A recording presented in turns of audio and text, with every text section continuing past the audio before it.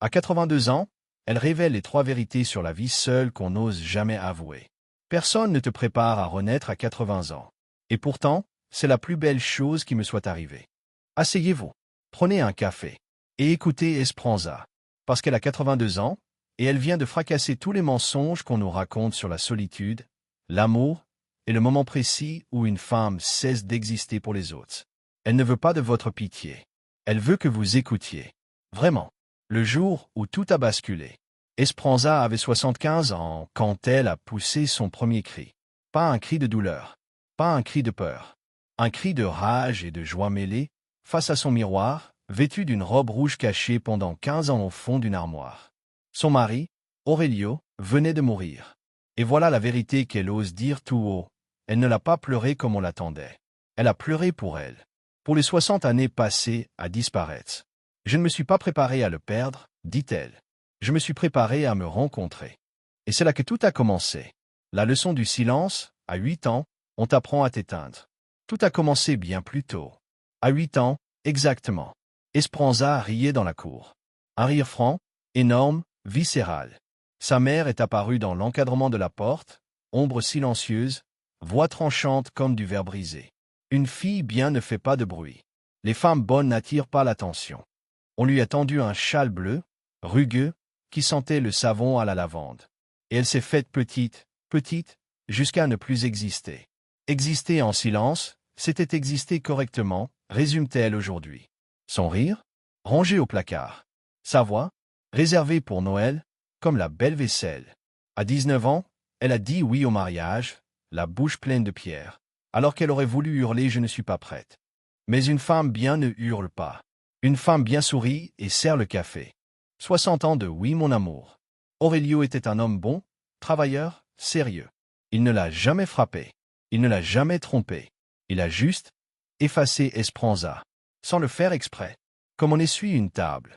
Pendant 60 ans, elle s'est réveillée avant tout le monde, couchée après tout le monde, servant, lavant, disparaissant.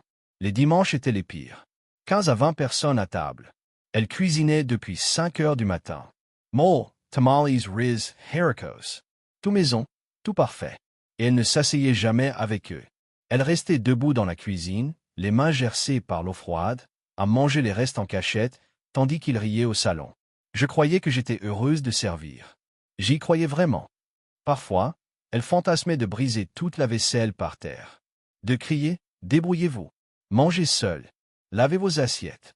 Mais une femme bien ne pense pas ces choses. Une femme bien sourit et resserre du café. Elle a aimé ses enfants. Eperdumment. Mais certains jours, elle s'enfermait aux toilettes pour pleurer, la bouche enfoncée dans une serviette, pour qu'on n'entende pas ses sanglots. J'aimais mes enfants, mais je détestais ce que la maternité avait fait de moi. La robe rouge, c'est 15 ans de prison. À 45 ans, Esperanza a commis un acte de résistance silencieux. Elle a acheté une robe rouge. Rouge sang, rouge feu, rouge tout ce qu'elle n'avait pas le droit d'être. Elle l'a cachée au fond de l'armoire, derrière les robes grises et marron qu'Aurelio approuvait. Une femme de ton âge ne s'habille pas comme ça. Ça fait ridicule. Elle a touché la robe en secret, la nuit, quand il dormait. Elle passait ses doigts sur le tissu soyeux. Elle brillait dans le noir comme une promesse.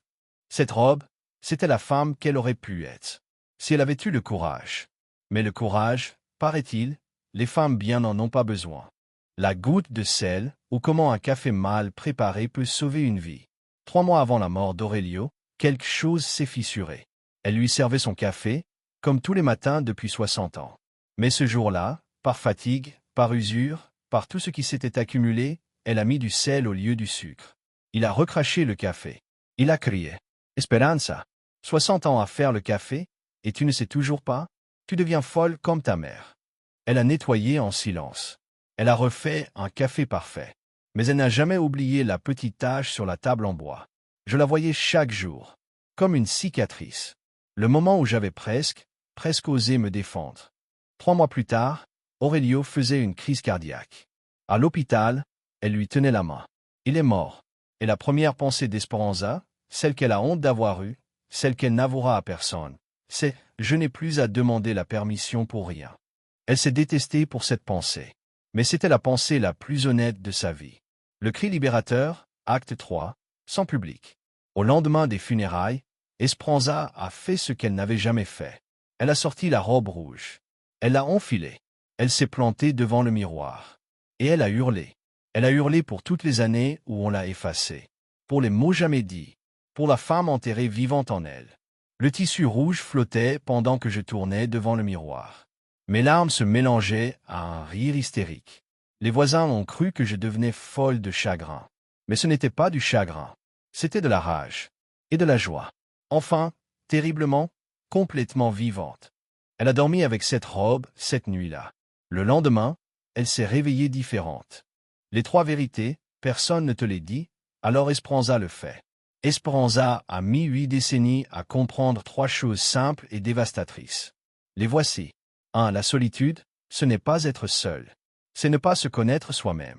On peut être entouré toute sa vie et mourir de solitude si on ne s'est jamais demandé ce qu'on voulait vraiment. 2.